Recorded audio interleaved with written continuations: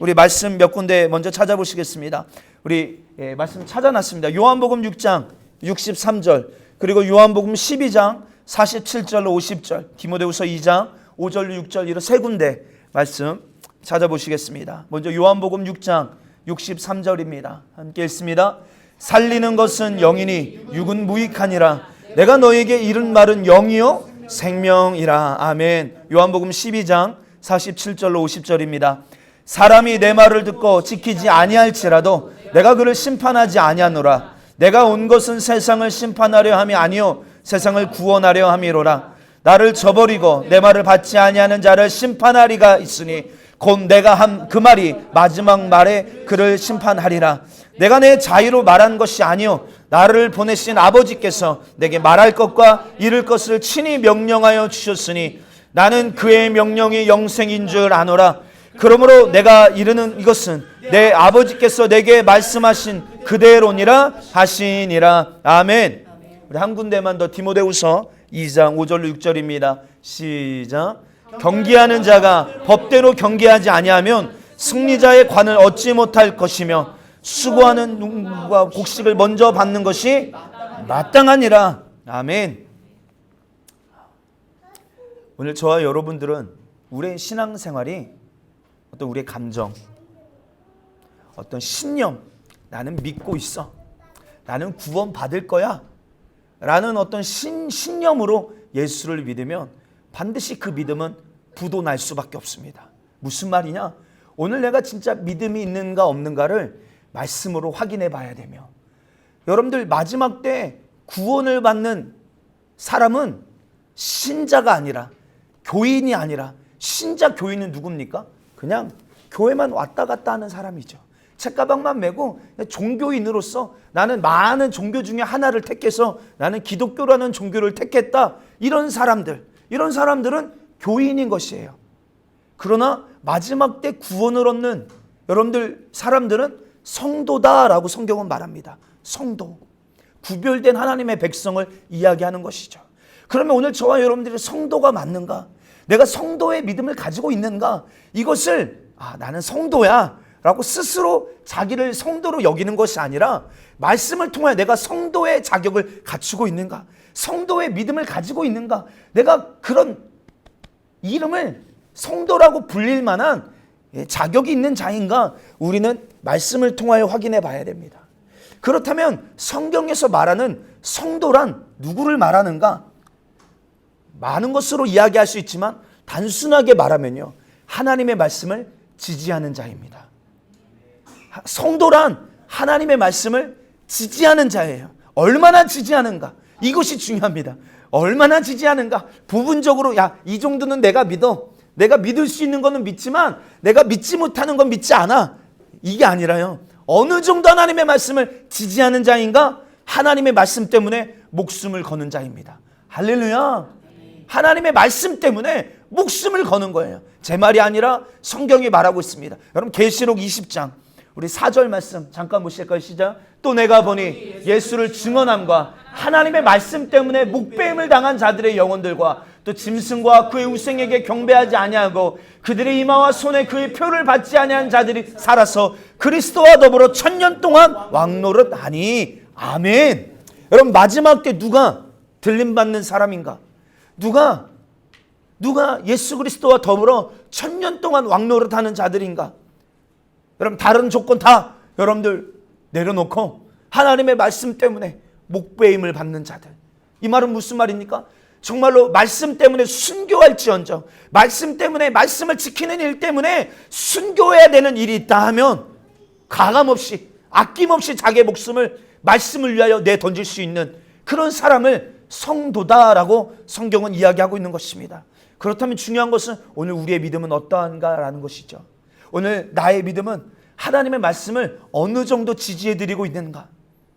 여러분 혹시 말씀대로 살지 못하고 있는 무기력한 내 모습, 말씀을 내가 온전히 지지하고 있지 못하는 내 모습을 그저 변호하고 그리고 타협하고 변명하고 있는 모습은 아닌가? 나는 이래서 할 수 없어, 나는 지금 이런 상황이니까 할 수 없어, 나는 지금 이런 형편이니까 할 수 없어 라고 스스로를 변호하고 스스로를 그렇게 나는 말씀대로 하나님의 말씀을 지지할 수 없는 사람이라고 변명하고 있지는 않은지 오늘 나의 모습을 돌아보는 시간 되어지게 되기를 축복합니다. 여러분, 왜냐하면 오늘 우리가 살고 있는 이 시대는요, 수많은 거짓과 술수와 비진리로 충만한 시대를 살고 있습니다. 성경은 분명히 죄라고 말하는데, 여러분, 우리가 살고 있는 이 시대의 구조는요, 민주주의 시대를 살고 있잖아요. 민주주의가 나쁘다라는 말이 아닙니다. 근데 민주주의의 단점이 무엇입니까? 다수가 옳다라고 말하면 그게 진리가 되는 게 민주주의예요.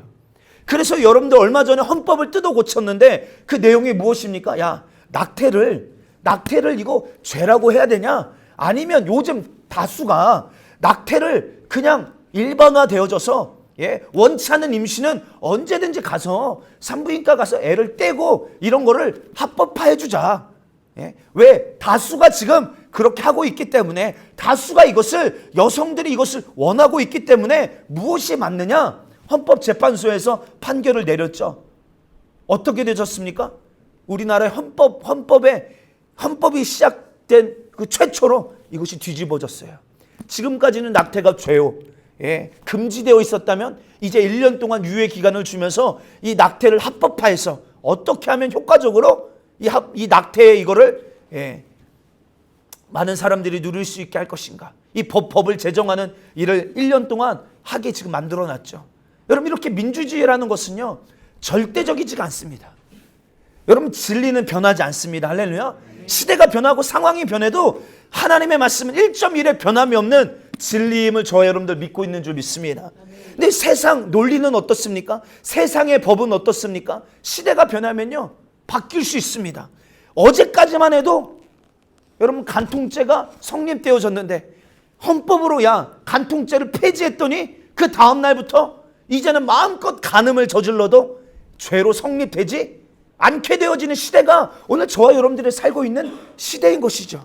동성애 여러분뿐만 아니라 여러분들 얼마나 많은 것들이 이렇게 계속 날마다 하루하루 다르게 바뀌고 있는지를 몰라요. 다시 말해서 오늘 우리가 살고 있는 시대는 비진리로 충만한 시대를 살고 있다는 것입니다. 오늘 우리가 이런 시대 가운데서 여러분, 이 세상이 칠흑같이 어두울지라도요, 아무도 하나님의 말씀을 절대성을 가지고 절대화하며, 시대가 변해도 상황이 변해도 아무도 하나님의 말씀을 그렇게 따르지 않아도 오늘 우리는 하나님의 말씀만이 진리임을, 하나님의 말씀만이 생명임을, 그 말씀이 명령임을 여기는 자들, 오늘 이 사람이 성도다라는 거예요.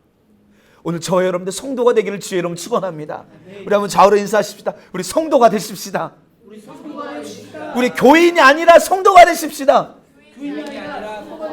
할렐루야. 그렇다면요, 오늘 저와 여러분들, 우리가 성도로서 우리에게 하나님이 주신 강력한 무기가 있다면 그것이 무엇인가? 에베소서 6장에 보면 마귀의 괴계를 능히 대적하기 위하여 너희가 하나님의 전신갑주를 입으라. 전신갑주 중에서 여러분들 공격용 무기가 무엇입니까? 검이죠. 이렇게 말합니다. 우리 에베소서 6장 17절 시작. 구원의 투구와 성령의 검 곧 하나님의 말씀을 가지라. 할렐루야. 여러분들 여러분 방어용 무기였다면 방어용 무기만 있는 게 아니에요. 여러분들 마귀의 괴계를 능히 대적하고 그를 무찌를 수 있는 하나님의 말씀, 성령의 검을 가지라, 소유하라는 것입니다. 여러분들 바울 아까 우리가 읽었던 디모데후서 3장에 보니까 바울이 디모데에게 이렇게 말합니다. 경기하는 자가 법대로 경기하지 아니하면 면류관을 얻을 수 없다. 여러분들 아무리 경기를 잘하고 할 수 있는 능력이 있어도 그 경기의 룰대로 하지 아니하면 실격인 것이에요. 오늘 저와 여러분들도 마찬가지입니다. 내 열심으로 아무리 교회 와서 이것도 하고 저것도 하고 내 열심으로 내 생각으로 아무리 내 생각에 옳은 것을 아무리 해도 하나님의 법대로 하나님의 뜻대로 하지 않는 것은 다 소용없는 것입니다. 아무리 내 생각으로 나는 마귀의 괴계를 이길 수 있어, 마귀 쟤까짓게 아무리 나를 흔들어대고 내 믿음을 파산시키려고 해도 나는 끄떡없어. 여러분들 이 생각은요 신념이에요. 믿음이 아니라 신념입니다. 그러나 진짜 믿음은 무엇입니까? 나는 연약하지만 오늘 성령이 내 안에 오셔서 나를 강하게 하시면, 나를 능치 못하게 하시는 주님이 내 안에 계시면, 불가능을 가능케 하시는 주님이 내 안에 계시면, 그 예수님의 이름의 권세가 내 안에 있으면 나는 능히 이길 수 있다. 예수로 이길 수 있다. 할렐루야. 이것이 우리의 믿음이 되어져야 되는 것이죠. 내 생각이 나의 믿음이 아니라 하나님의 약속의 말씀이 나의 믿음이 되는 사람. 여러분, 이런 사람은 흔들리지 않는 것입니다.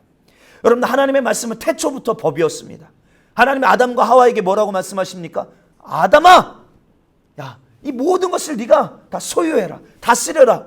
예. 그래서 심지어는 아담이 다 모든 만물의 이름도 아담이 지어주잖아요. 그러나 하나님이 정하신 법이 무엇입니까? 동산 중앙에 있는 선악을 알게 하는 저 실과는 먹지 마라. 먹으면 정령 죽는다. 하나님의 말씀은 법입니다. 할렐루야. 여러분, 지키면 살고 지키지 못하면 죽는 것입니다. 정령 죽으리라. 반드시 죽으리라. 여러분, 우리가 아는 것처럼 여러분, 선악과를 먹지 말라는 말씀을 어김으로 말미암아 아담만이 아니라 온 인류가 사망이라는 죄의 올무에 빠지게 된 것이죠. 말씀대로 하나님의 법대로 오늘도 지금 이루어져 가고 있는 것입니다. 왜 사람이 죽습니까? 하나님의 법대로 여러분들 정령 죽으리라 하셨기에 오늘 우리는 육신의 죽음도 영혼의 죽음도 맞이하게 된다라는 것입니다. 오늘 저와 여러분들, 그러므로 이 하나님의 법에, 여러분들 하나님의 법을 가지고 이 진리 싸움에 능한 자들이 되기를 예수님의 이름으로 축원합니다. 할렐루야. 영적 전쟁에서 지는 것은요, 야, 우리가 스포츠 경기, 우리 용희 형제가 배드민턴 좋아하는데, 배드민턴, 예. 배드민턴 경기하다가 질 수도 있어요. 그렇죠? 왜요? 이길 수도 있고 질 수도 있는 거예요. 지는 것 때문에 막 속상해가지고 막, 예? 막 가슴을 찢으며 내가 지고 말았어. 그래도 괜찮아. 여러분, 그런데 영적 전쟁에서 졌다라고 하는 것은 무엇을 말합니까? 하나님이 주시는 그 영원한 생명을 우리가 빼앗겼다라는 거예요. 죽은 자가 되었다는 것입니다. 그의 결과가, 그의 인생의 결과가 영원한 불모, 사망, 지옥에 결박당했다라는 것입니다. 그의 소유가 되었다라는 것이에요. 여러분, 얼마나 영적 전쟁에서 졌다라는 것이, 내가 시험 들었다라는 것이 얼마나 영적으로 여러분들 큰 문제인지 저와 여러분들 쉽게 여기면 안 되는 것입니다. 그러므로 저와 여러분들, 우리는 이기는 자가 되어야 합니다. 성경에 보면 이기는 자가, 계시록 2장 3장에 보면 소아시아 7교회에게 예수님이 편지를 보내시죠. 근데 편지의 공통적인 내용이 무엇입니까? 이기는 자는 하나님의 낙원에 있는 생명나무의 과실을 먹게 하리라. 이기는 자는 하나님의 성전의 기둥이 되게 하리라. 이기는 자가 가는 나라가 하나님의 나라입니다. 할렐루야. 여러분, 우리는 날마다 실패하는 경험이 많아서 이런 복음을 들으면 조금 거리낍니다. 여러분, 그렇지 않습니다. 여러분들, 정말로 구원을 받는 성도의 믿음은 이기는 믿음인 것이에요. 그러므로 우리가 이기려면 하나님의 말씀을 확실하게 믿어야 합니다. 말씀을 믿지 못하면 절대 이길 수 없는 전쟁인 것이에요. 여러분, 성경이 진실하다는 거 믿으시면 아멘 하십시다. 아멘. 성경은 정말로 변함없으신 진리의 말씀이에요. 하나님은 여러분, 우리의 심판주요, 우리의 재판장이십니다. 옳고 그름을 정의할 수 있는, 기준을 삼으실 수 있는 분은 하나님밖에 없습니다. 그리고 그 재판장이신 하나님께서 그가 하신 말씀대로 우리를 심판하시니 오늘 우리의 믿음은 하나님의 말씀이 되어야 하며, 그 말씀은 오늘 우리의 인생의 절대적인 법이 되어야 하는 것입니다. 우리 여러분들 디모데후서 2장 13절은 이렇게 말합니다. 함께 읽을까요? 시작. 우리는 미쁨이 없을지라도 주는 항상 미쁘시니 자기를 부인할 수 없으시리라. 아멘. 여러분, 우리는 미쁨이 없을지라도 주는 항상 미쁘시니, 미쁘다라는 말이 무슨 뜻입니까? 미쁘다. 우리 기웅 형제, 미쁘다라는 말이 무슨 말이에요? 이쁘다 아닙니다. 이쁘다가 아니라 미쁘다라는 거예요. 미쁘다. 여러분, 이 말은 무슨 말이죠? 신실하다, 진실하다, 변함이 없으시다, 영원히 항상 그대로 계신다, 이런 말이에요. 여러분, 우리는 어떻습니까? 우리는 맨날 변덕 부리고 이랬다가 저랬다가 왔다가 갔다가, 그런데 하나님은 항상 미쁘시니, 항상 변함없으시니, 항상 진실하시니, 아멘을 하셔야 될 텐데 항상 변함이 없으신데, 할렐루야. 그래서 그가 하신 말씀을 태초부터 오늘까지, 시작부터 마지막 그 순간까지 그 말씀이 영원하시니 그 말씀대로 꼭 이루어지고 마는 것입니다. 그러므로 우리는 하나님의 말씀이 진실하고 참되며 분명히 이루어진다라는 것을 믿고 하나님의 말씀에 오늘 내가 동의하지 못하도록 그 하나님의 말씀에 순종하지 못하도록 오늘 우리를 방해하는 이 원수마귀 사단과의 이 싸움에서 반드시 이겨야 된다라는 것 인정하고 믿게 되시기를 예수님의 이름으로 축원합니다. 이스라엘 백성들이 애굽을 떠나서 광야에서 40년이라는 시간을 보냅니다. 여러분들 나중에 한번 우리 교회도 성지순례 가는 그런 기회가 생겼으면 좋겠습니다. 옛날 성경을 보면 그런 성경 지도가 많이 나왔어요. 그렇죠? 거기 보면요 의아한 게 있습니다. 무엇이냐면 여러분들 애굽에서 가나안 땅이라는 가나안 복지까지는요 크게 멀지가 않아요. 40년까지 걸어갈 거리가 아닙니다. 빨리 가면 15일. 그냥 여러분들 200만이 걸어갔으니까 한 넉넉 잡아도 한 달, 놀고 가도 45일이면 갈 수 있는 거리라고 합니다. 그런데 이스라엘 백성들 몇 년 걸렸어요? 40년이라는 시간이 걸렸거든요. 여러분 뭔가 좀 의아한 것 아닙니까? 주님이 뭔가 의도적으로 광야라는 시간을 통하여 하나님이 하고자 하고 계시는 일들이 있다라는 것입니다. 이유가 없는 게 아니에요. 하나님이 광야길을 걷게 하신 이유가 있습니다. 한번 성경을 볼까요? 신명기 8장 2절로 3절 시작. 내 하나님 여호와께서 이 40년 동안에 내게 광야길을 걷게 하신 것을 기억하라. 이는 너를 낮추시며 너를 시험하사 내 마음이 어떠한지 그 명령을 지키는지 지키지 않는지 알려 하심이라. 너를 낮추시며 너를 줄이게 하시며 또 너도 알지 못하며 내 조상들도 알지 못하던 만나를 내게 먹이신 것은 사람이 떡으로만 사는 것이 아니요 여호와 입에서 나오는 모든 말씀으로 사는 줄을 내가 알게 하려 하심이라. 아멘. 그러면 이 광야 40년을 걷게 하신 이유가 핵심이 무엇입니까? 사람이 떡으로만 사는 것이 아니요 하나님의 입에서 나오는 말씀으로 산다라는 것을 알게 하시는 여러분 그런 시간이 광야라는 시간인 것입니다. 사랑하는 성도여, 우리는 떡으로만 사는 것이 아닙니다. 하나님의 입에서 나오는 말씀으로 살아야 될 줄 믿습니다. 아멘. 근데 우리가 이 하나님의 말씀을 어느 정도로 대하는가? 그저 지식적으로 과거에 있었던 역사적인 이야기 정도로 교훈에 불과하다면 오늘 이 말씀은 나에게 생명을 줄 수 없습니다. 우리는 이 말씀을 체험적으로 믿어야 합니다. 할렐루야. 체험적으로요. 반드시 이루어진다라고 믿고 수용하고 받아들여야 되는 것이에요. 내가 이 말씀대로 살지 않으면 안 된다라는 그런 절실함을 가지고 절대성을 가지고 하나님의 말씀을 받아들여야 된다라는 거예요. 그저 그렇구나 지식적인 동의가 아닌 것입니다. 그런 말씀이 있구나 알고 끝나는 깨달음이 아닌 것입니다. 교훈을 얻고 돌아가는 게 아닌 것이죠. 정말로 내가 그 말씀이 내 것이 되어지고 내 소유가 되어지고 그 말씀이 내 삶의 체험이 되어지고 할렐루야. 그 말씀대로 살지 않으면 안 되는 그 절대성을 내가 갖고 소유하는 것이 정말로 말씀으로 살아가는 삶, 하나님 입에서 나오는 말씀으로 사는 삶인 것입니다. 여러분 에녹 무드셀라를 낳고 성경에 보니까 300년을 하나님과 동행하며 지냈더라라고 말합니다. 여러분 무드셀라의 이름의 뜻이 무엇입니까? 무드셀라. 그럼 무드셀라 그가 죽으면 심판이 온다. 그래서 무드셀라가 죽는 해에 노아의 방주가 시작됐죠. 그래서 에녹은요 무드셀라를 낳고 나서 막 이 하나님을 경외함이 막 급증됩니다. 이 아들이 죽으면 심판이 온다. 무드셀라가 죽으면 심판이 온다. 그래서 그는 300년간 무드셀라를 낳고 하나님과 동행했다. 이 말은 그냥 하나님과 벗으로 지내며 그냥 농담 따먹게 하듯이 이렇게 지냈다? 이런 의미가 아닌 것이에요. 동행했다 말하니까 그냥 주님과 팔짱 끼고 이렇게 걸어다니며 살았다? 이런 의미가 아닌 것입니다. 그는 무드셀라를 낳고 나서부터 하나님의 말씀을 절대성으로 받아들이고 그 말씀을 하나도 놓치지 아니하고 온전히 그 말씀을 쫓아가려고 몸부림치는 삶을 그 말씀에 복종하며 살려는 그런 애절한 삶을 주님 앞에 보여드렸다라는 것이에요. 어떻게 그 기나긴 300년이라는 시간을 말씀대로 한결같이 순종하며 살 수 있었을까?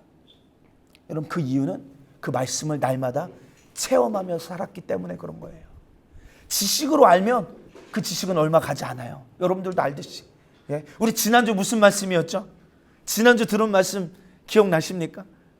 이렇게 지식적인 동의는요 얼마 가지 않아요. 한 달 전에 들은 말씀도 기억나지 않고 그런데 내가 체험으로 가진 그 말씀은요 잃어버리질 않습니다. 빼앗기질 않아요. 오늘 저와 여러분들 말씀을 경험하게 되기를 주의 이름으로 축원합니다. 할렐루야. 그 말씀과 동행하는 것, 날마다 그 말씀으로 경험하며 체험하며 하루하루를 주님과 동행하며 살아가는 것이에요.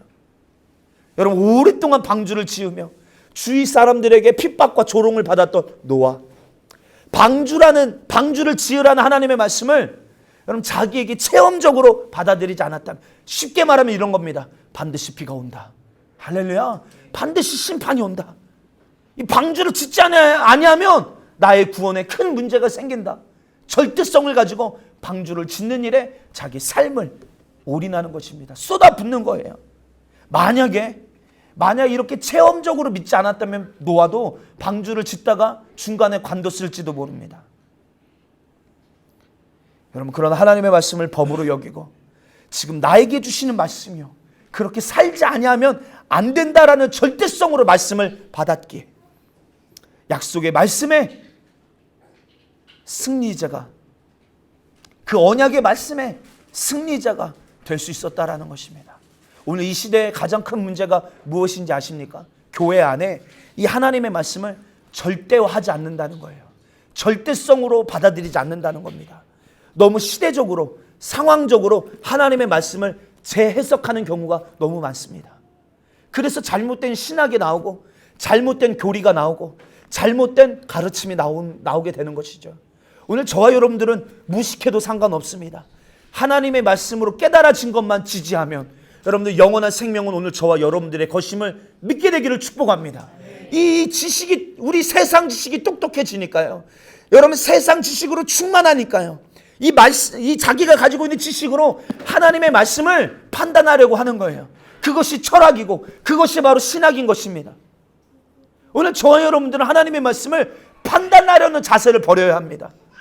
우리가 무엇이 간데 하나님의 말씀을 판단합니까? 우리는 그저 피조물이기에 하나님의 말씀에 순종하는 것이 나의 본분이요, 나의 자리라는 것이에요.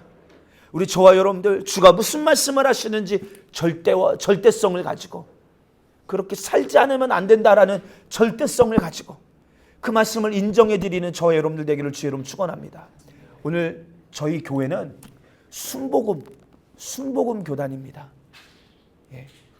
예수교대한 하나님의 성회, 저희 사창동에 있는 청주중앙순복음교회와 같은 교회인데, 같은 교단의 교회인데, 우리 교단에 프라이드, 자존심이 하나 있다면요, 여러분들도 아시는지 모르겠습니다. 여러분들, 우리나라가 몇 년 전에 WCC 혹시 들어보셨습니까? 아마 많이 모르실 거예요. WCC라고 종교 통합 운동이 있습니다. 이게 무슨 말이냐면, 모든 종교에도 구원이 있다. 카톨릭에도 구원이 있고, 불교에도 구원이 있고, 원불교에도 구원이 있고, 정말 선하게 살면, 이런 의미로 말합니다. 산이 정상이 있는데 정상으로 올라가는 길이 한 길만 있는 게 아니라 여러 개 있지 않냐? 아주 그럴싸하게 말합니다. 그러니까 꼭 예수만이 구원이라고 말하지 마라. 그들도 열심히 선행을 하고 열심히 하나님이라는 존재를 인정하고 믿기만 하면 다 구원받을 수 있다. 이렇게 말하는 통합운동이 우리나라에서 전 세계에 있는 모든 종교 리더십들이 우리나라 부산에 모여서 이 WCC라는 총회를 연 적이 있었습니다. 여러분 생각해 보십시오. 모든 종교에도 구원이 있다. 이거 배교입니까? 아닙니까? 100% 배교죠. 성경은 뭐라고 말합니까? 오직 예수 외에는 다른 이름을, 구원의 이름을 주신 적이 없다고 말했습니다. 구원은 오직 예수께만 있습니다. 할렐루야. 할렐루야. 그런데 교단마다 크게는요, 장로교도 그렇고요, 침례교도 그렇고, 순복음도 그렇고 거의 2개 정도로 나눠져 있어요. 장로교도 합동 측이 있고 통합 측이 있고, 여러분들 우리 순복음도 예하성이 있고 기하성이 있어요. 이거 알 필요는 없으십니다. 그러나 중요한 건 이거예요. 왜 나눠졌냐면, 그 기준이 무엇이냐면, 한 교단은 WCC에 가입되어 있습니다. 종교 통합 운동에 가입되어 있어요. 그리고 한 교단은 가입되어 있지 않습니다. 저희 교단은 이거에 목숨 거는 교단입니다. 절대로 WCC에 가입할 수 없다. 그런데 저쪽 기하성 쪽에는 가입되어 있어요. 여러분들 장로교도 통합 측은 가입되어 있습니다. 근데 합동 측은 가입되어 있지 않아요. 그런데 이것을 왜 가입할 수밖에 없느냐? 그들이 가입해도 왜 신앙 양심에 찔림이 없느냐? 다른 이유가 아닌 것입니다. 하나님의 말씀을 절대화하지 않기 때문에 그래요. 말씀이 아니라면 아닌 건데 시대적으로 해석하고 오늘 이런 상황적으로 해석하고 통합 운동이라는 이념 속에서 야 그래 수용하자. 우리만 구원이 있다라고 이들을 배타하지 말고 그들도 수용해 주자. 여러분 이런 논리가 이런 이론이 하나님의 말씀을 대적하게 되는 것입니다. 말씀대로 되어져 가고 있어요. 수많은 사람들이 배교의 길을 교회마저도 배교의 길을 걸어가고 있습니다. 오늘 저와 여러분들 우리는 이 마지막 때 누군가 오늘 우리에게 찾아와서 당신은 이 마지막 때 어떤 사람이 되기를 원합니까? 라고 묻는다면 여러분들 우리 교회가 수요일마다 이 마지막 때에 대해서 특별히 야 너희가 이런 징조를 보거든 인자가 곧 가까이 문 앞에 이른 줄 알라. 그러니까 징조를 알아야 합니다. 예수님 오시기 전에 어떤 일이 있을 것이다 라고 성경이 말하고 있거든요. 오늘 우리가 이런 일들을 보면 막 깨어 있을 수 있습니다. 예, 여러분들 우리가 마지막 때구나 이제 알았습니다. 어떤 사람이 되어야 할까요? 우리 예정자매 어떤 사람이 되어야 할까요? 이제 마지막 때가 됐어요. 오늘 아까 지진 예배 때 야 진짜 그런 경험도 합니다. 지진 여러분들 쉽게 여기면 안 됩니다. 이제 한국도 지진 안전지대가 아닌 것이죠. 그렇죠? 예. 이런 지진을 느끼면서 이제 좀 마지막에 가까이 왔다 느끼는데 어떤 사람이 되어야 될까요? 여러분들 우리는 그 어떤 것보다 하나님의 말씀의 법대로 사는 사람이 되어야 될 줄 믿습니다. 할렐루야. 다른 것보다 다른 어떤 조건보다 하나님의 말씀의 법대로 사는 사람이 되어야 합니다. 그럼 좌우로 인사하십시다. 하나님의 말씀의 법대로 사는 사람이 되십시다. 시작. 하나님의 법대로 사는 사람은 절대 실패하지 않습니다. 그러므로 사랑하는 성도여 우리는 말씀으로 분별해야 됩니다. 마태복음 24장은 예수님의 종말론이에요. 예. 예수님이 여러분 이 마지막 때 어떤 일이 있을 것입니까? 라고 물어봤을 때 예수님이 첫 번째 대답하시는 게 사람의 미혹을 조심하라. 미혹이 가득한 시대입니다. 여러분들 이 미혹을 이기려면 분별해야 합니다. 할렐루야. 근데 그 분별의 기준이 무엇이냐? 오늘 내 지식이 아니에요. 내 경험이 아닙니다. 하나님의 말씀이에요. 그래서 하나님의 말씀을 두 개로 나눌 수 있습니다. 하라, 하지 마라. 두 개로 10계명만 볼까요? 10계명. 너는 나 외에 다른 신에게 절하지 마라. 하지 마라. 하지 마라. 예. 안식일을 거룩하게 지켜라. 해라. 여러분들 성경은요. 자세히 나누면 크게는 두 가지로 하라. 하지 마라. 하라는 말씀에 순종해서 이기라는 주님의 부탁이요. 하지 마라는 말씀에 하지 않아서 이기라는 주님의 애절한 목소리인 것입니다. 여러분 우리나라에요. 유교의 문화를 전통으로 삼고 있죠. 유교의 문화를 전통으로 삼고 있습니다. 그렇기 때문에 가정마다 제사의 문제가 가장 큰 이슈예요.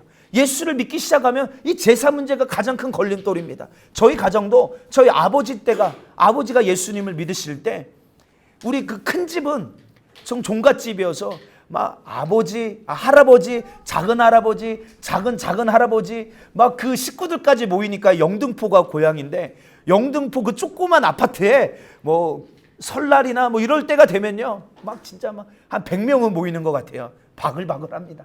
바글바글해. 근데 예수님을 믿고 나서부터 문제가 무엇이에요? 이거는 할 수 없는 일이잖아요. 성경이 하지 말라고 하신 말씀이잖아요. 성경은 이렇게 말합니다. 예. 우리 이 말씀 먼저 찾아보기 뒤에 있는데 출애굽기 20장 4절로 6절. 너를 위하여 새긴 우상을 만들지 말고 또 위로 하늘에 있는 것이나 아래로 땅에 있는 것이나 땅 아래 물속에 있는 것에 어떤 형상도 만들지 말며 그것들에게 절하지 말며 그것들을 섬기지 말라. 나 내 하나님 여호와는 질투하는 하나님인즉 나를 미워하는 자의 죄를 갚되 아버지로부터 아들에게로 3, 4대까지 이르게 하거니와 나를 사랑하고 내 계명을 지키는 자에게는 1000대까지 은혜를 베푸느니라. 할렐루야. 이 말씀을요 저는 주일학교 때 주일학교 선생님께 배웠습니다. 우상에게 절하면 안 된다는 거예요. 3, 4대가 저주받는다는 거예요. 이게 얼마나 충격으로 와닿던지요. 네. 그래서 제가 아직도 기억납니다. 제 아들이 지금 5살인데요. 그때 제가 한 7살 정도 됐을 거예요. 아직 그 국민학교 들어가기 전이었습니다. 7살 때쯤에 그 큰 집에 갔는데 그 눈초리가 보통이 아니에요. 빨리 와서 제사 절하라는 것입니다. 근데 절을 한 번만 하는 게 아니라 그 앞에 패를 바꿔가면서 몇 번을 해야 되거든요. 와서 이놈아 절해. 근데 말씀대로 배우면 절하면 안 되거든요. 그 절하지 않았더니 얼마나 막 삼촌들이 끌고 가서 막 얼마나 뭐라고 하는지요. 그래서 그 뒤로는 큰 집에 가고 싶지가 않은 거예요. 여러분들 우리 이런 생각할 수 있습니다. 그리고 많은 교회가 이렇게 지금 가르치고 있습니다. 하나님을 믿는 믿음만 있으면 행위가 무슨 소용이냐. 만약에 네가 그렇게 하나님의 말씀을 쫓아가는 것 때문에 가정의 평안이 깨진다면 그거 하나님 원하지 않으신다. 가정의 평안이 먼저 아니냐. 오늘 하나님은 우리의 가정의 형편을 아시기 때문에 오늘 우리가 어쩔 수 없는 것 때문에 우상의 이 제사 음식 만들고 그 음식을 먹고 그 앞에 어쩔 수 없이 절하는 거, 이거 주님이 용서해 주시고 그냥 눈 감아 주신다. 기도하고 그냥 십자가 긋고 먹어라. 이렇게 가르치는 교회가 있더라고요.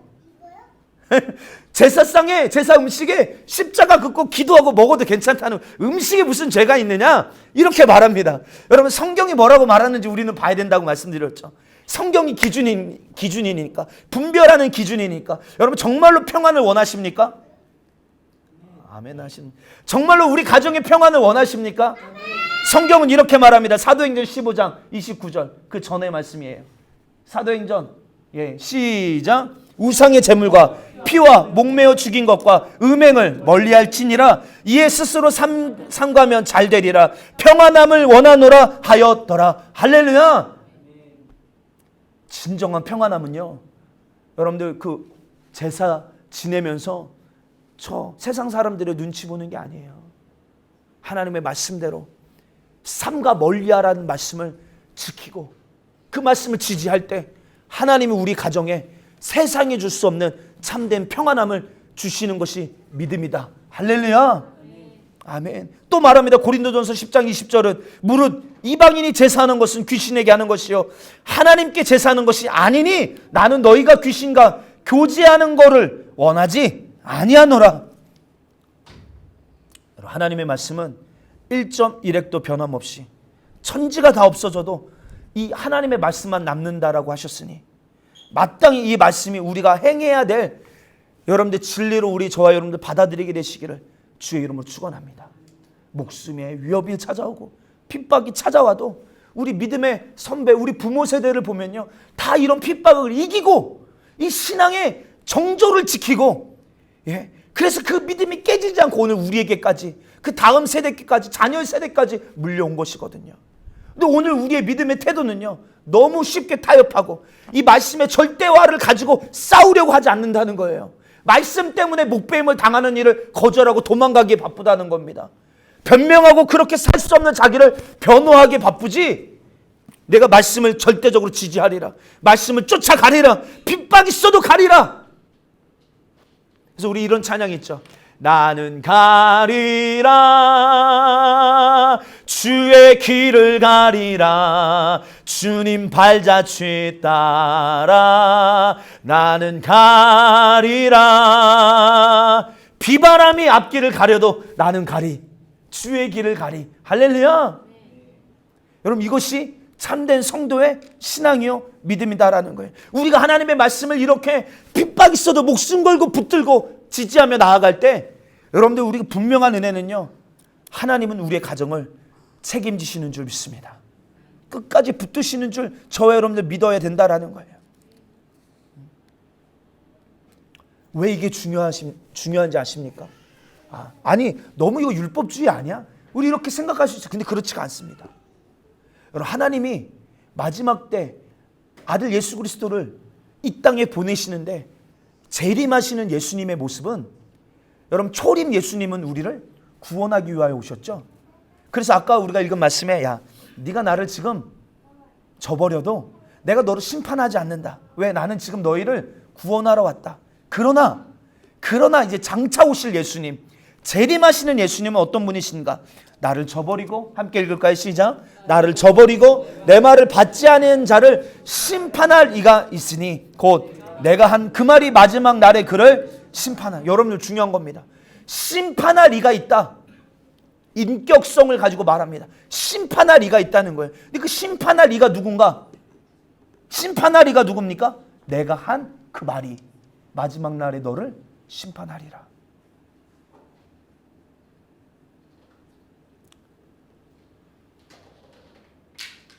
우리 지난주도 이야기 드렸지만 여러분, 안식일을 거룩하게 지켜야 되며 우리 주일에 물건 사고 팔지 말아야 합니다.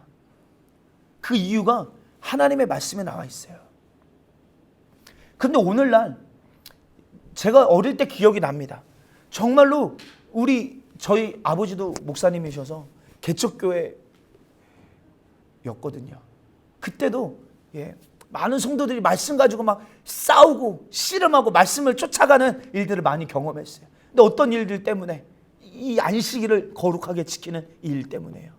안식일에 주님은 이 안식일을 거룩하게 하셔서 우리에게 참된 안식을, 참된 평안을, 참된 복을 주시려고 주님이 우리를 영육간의 복 주시려고 부르신 날이 안식일이잖아요. 거룩한 주일이잖아요.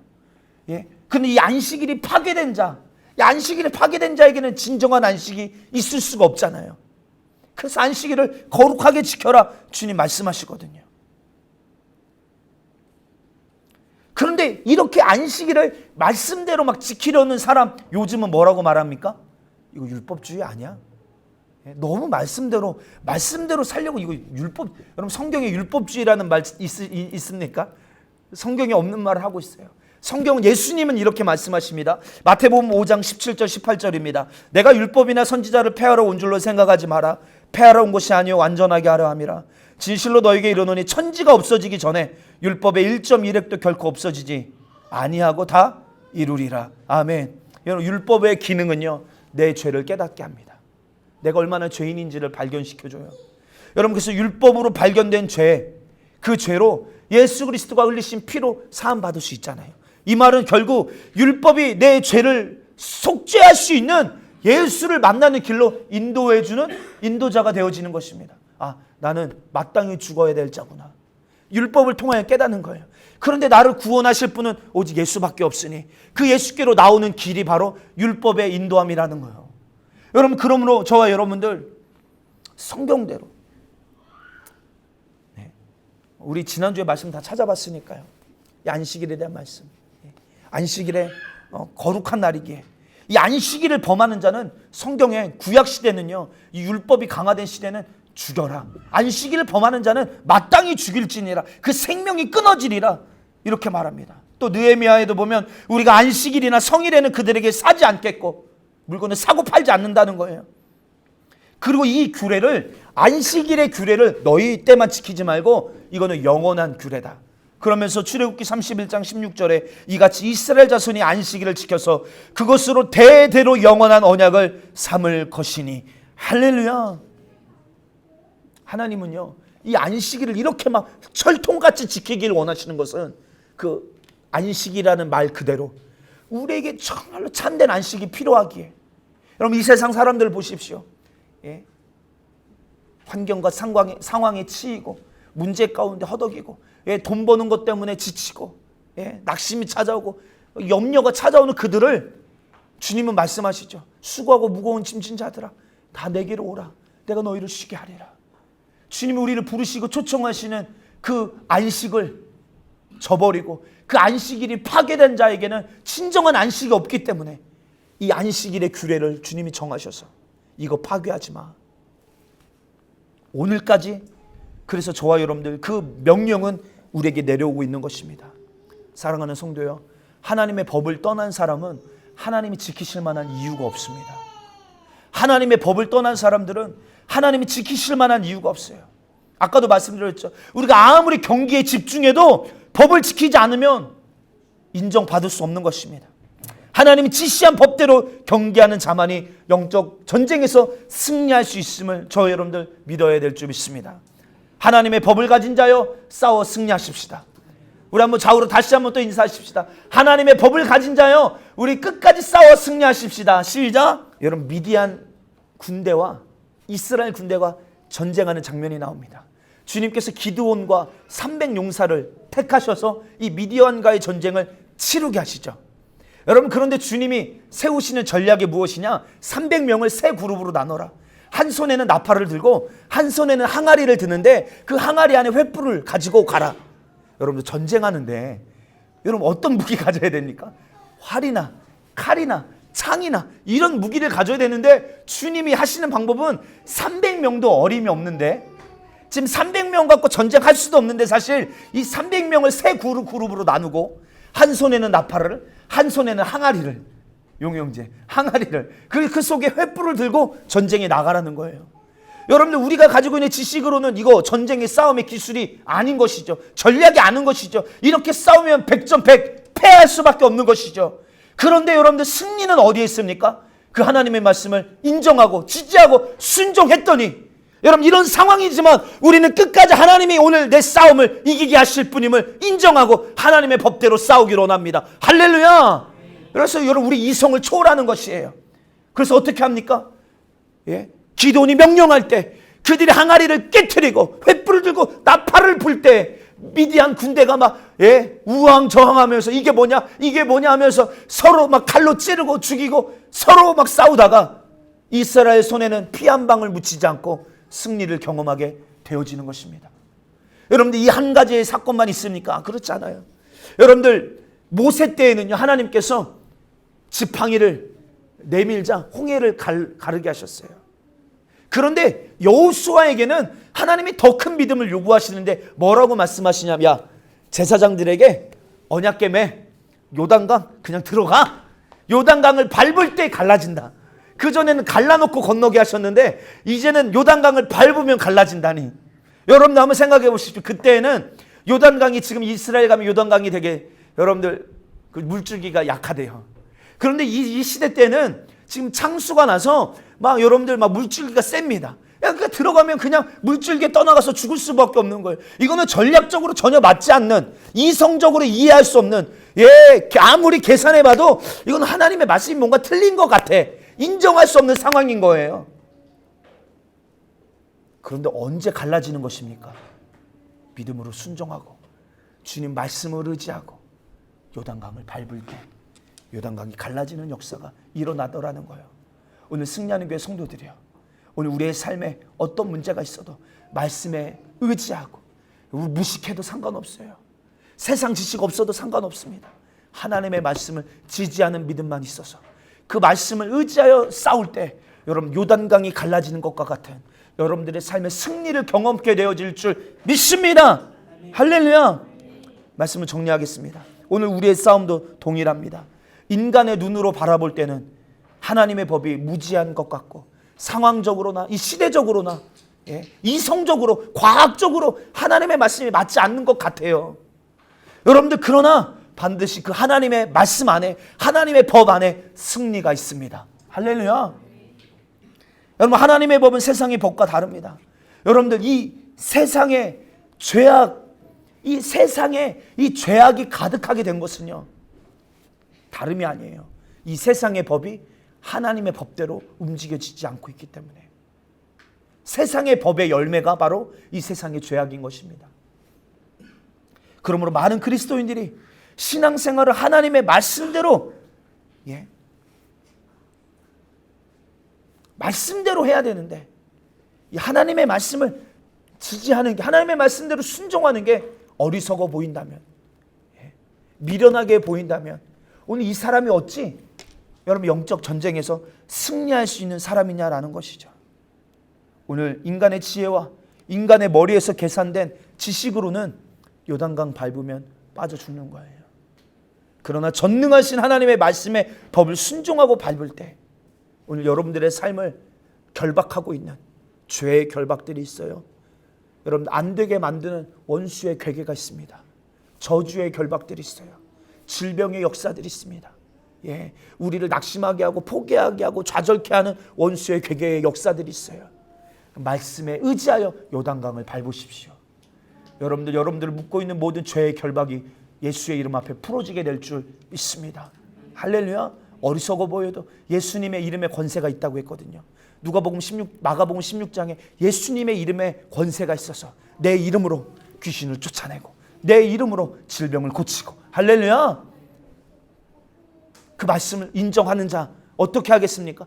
여러분, 요단강을 밟는다는 게 뭐예요? 문제가 있을 때 사람을 의지하지 않고, 물질을 의지하지 않고, 병원을 의지하지 않고, 세상 지식을 의지하지 않고 하나님의 말씀을 의지하게, 하나님의 말씀대로 된다라는 믿음이 내 안에 있게 주님 앞에 무릎 꿇고 그 말씀, 그 이름의 권세를 가지고 오늘 우리를 안 되게 하는, 실패하게 하는, 우리를 넘어지게 하는, 쓰러지게 하는 원수를 향하여 명령하고 대적할 때 오늘 우리 영적인 세계에서 놀라운 역사들이, 놀라운 승리를 저와 여러분들 경험하게 되어지게 될 줄 믿습니다. 아멘. 결론입니다. 이 하나님의 말씀이 오늘 우리가 승리할 수 있는 비결입니다. 이 하나님의 말씀을 저와 여러분들 가까이 하는 자들 되게 되기를 주의 이름 축복합니다. 여러분들 성령으로 충만하면 막 뜨거워지죠. 열정이 생깁니다. 그러나 그 열정 얼마 가지 않아요. 근데 그 열정이, 그 성령이 충만함이 오래 지속되려면 하나님의 말씀으로 충만해야 됩니다. 그러면 그 열정이 식지 않고 여러분 그 충만함이 계속 갈 수 있어요. 근데 여러분 한번 생각해 보십시오. 오늘 내 안에 하나님과 반대되는 충만함, 하나님의 뜻대로 살고자 하는 충만함이 있어서, 열정이 있어서 막 그 일을 위하여 막 충성하고 헌신하면 얼마나 감사합니까? 근데 내 안에 다른 충만함, 다른 열정이 있어. 왜? 하나님과 반대되는 뜻이 내 안에 가득 차 있으니까. 하나님의 말씀이 내 안에 없으면 하나님과 반대되는 열정, 충만함이 우리 안에 있을 수 있다는 거예요. 오늘 우리 승리하는 교회 성도들이 우리 시작부터 끝까지 하나님의 말씀으로 지금도 다스리고 계시고 그 하나님의 말씀을 이루어가고 계시니, 그리고 그 하나님의 말씀을 지지하는 자에게 하나님이 오늘도 우리에게 승리를 주고 계시니, 오늘 저와 여러분들도 이 말씀 안에서 승리할 수 있는 능력을 소유하게 되시기를, 말씀대로 싸우게 되시기를, 말씀 때문에 목배임을 당하여도 우리가 말씀을 끝까지 지지하며 말씀을 날마다 선포하며 말씀에 순종하는 일에 후퇴하지 않게 되시기를, 오늘 시대적으로나 상황적으로나 말씀이 맞지 않아 보여도 오늘 우리의 믿음은 하나님의 말씀은 언제나 맞습니다. 하나님의 말씀은 언제나 옳습니다. 나는 그 말씀대로 살기를 원합니다라는 이 성도의 믿음을 저와 여러분들 소유하게 되시기를 나사렛 예수의 이름으로 축원드립니다. 오늘 우리 시간 말씀 생각하시면서 우리 기도하십시다. 하나님, 오늘 내가 말씀을 무시하며 말씀을 인정하며 살지 못했던 것들, 수용하며 이 살지 못했던 것들 주여 용서하여 주시옵시고 법대로 싸우게 하여 주시옵소서. 하나님의 법대로 싸워서 날마다 이기는 경험이 오늘 우리 안에 충만케 하여 주시옵소서. 우리 주여 세 번의 주와 함께 기도합니다. 주여, 주여, 주여.